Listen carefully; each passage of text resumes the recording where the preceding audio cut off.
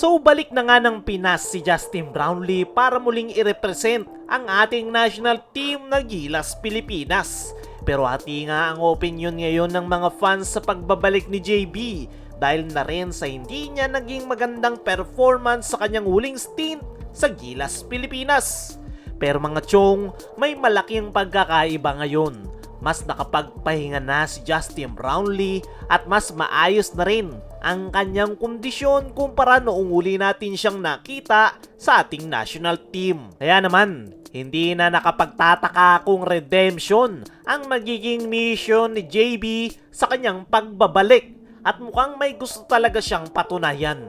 Kahit kakagaling lang nito sa injury, makikita mo pa rin walang kalawang sa kanyang katawan. Kondisyon na kondisyon, mukhang pinaghandaan talaga ni Brownlee ang kanyang pagbabalik sa Gilas. At malaking bagay yan para sa ating national team. Alam naman natin kung gaano kaimportante si Justin Brownlee sa sistema ni Coach Tim Cone. Siya ang isa sa pinaka-weapon ng Gilas sa kanilang triangle offense. Kaya naman expected na marami ang mag-aabang sa kanyang magiging performance. Pero ang tanong ngayon, makakabawi ba si Brownlee at may ibabalik niya yung kanyang monster performance para sa Gilas? Sa ngayon mukhang determinado talaga si JB. Ipinapangako nga nito na magiging all-out ang kanyang laro para sa Gilas. Although palagi naman daw all-out yung kanyang performance every game, mas determinado nga raw ngayon si JB at gusto niyang bumawi. At may isa pang dahilan kung bakit hindi niya gustong sayangin ang pagkakataong ito. Ayon kay Brownlee, bawat laro niya para sa Gilas ay isang malaking opportunity para sa kanyang basketball career. Kaya asahan nating ibibigay niya ang lahat every time na makapagsusuot siya ng national team jersey. At naniniwala ako mga chong na kayang-kaya ni Justin Brownlee na makabawi matapos yung kanyang hindi naging magandang performance nung huling stint niya sa Gilas. Gaya nga ng sabi natin kanina, iba yung sitwasyon noon ni Brownlee kumpara noon.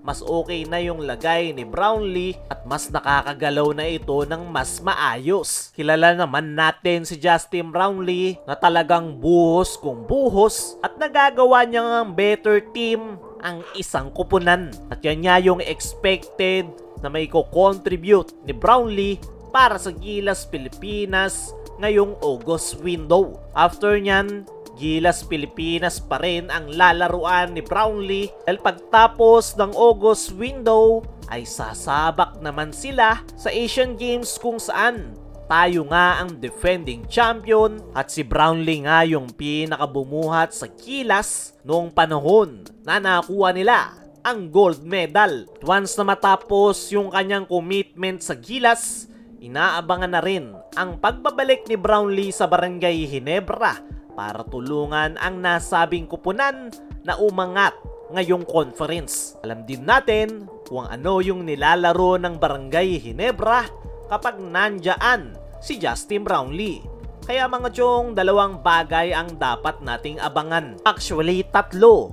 Redemption ni Justin Brownlee ngayong August window sa Gilas. Pangalawa ay ang pagtulong niya sa Gilas na depensahan ang kanilang kampyonato sa Asian Games. At pangatlo ay ang kanyang pagbabalik sa Barangay Ginebra. Samantala, kung magbabalik na si Justin Brownlee ay meron ding magbabalik para sa TNT Tropang Giga, which is itong si Randy Hollis Jefferson. Inaasahan nga na magbabalik na rin ang nasabing TNT import pagtapos ng PBA long break. At isa yang magandang balita para sa mga PBA fans, lalong-lalo na once na muling magharap etong si Randy Hollis Jefferson at Justin Brownlee.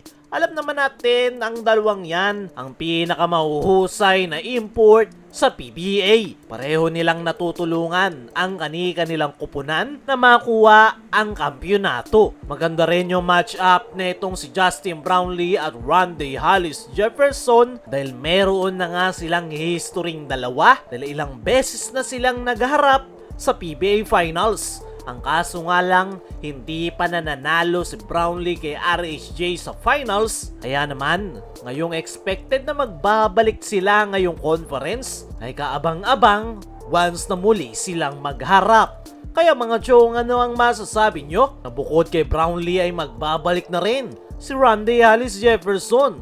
Ano rin yung masasabi nyo? Nagigil at gustong bumawi ni Justin Brownlee para sa Gilas? I-comment mo lang dyan sa ibaba.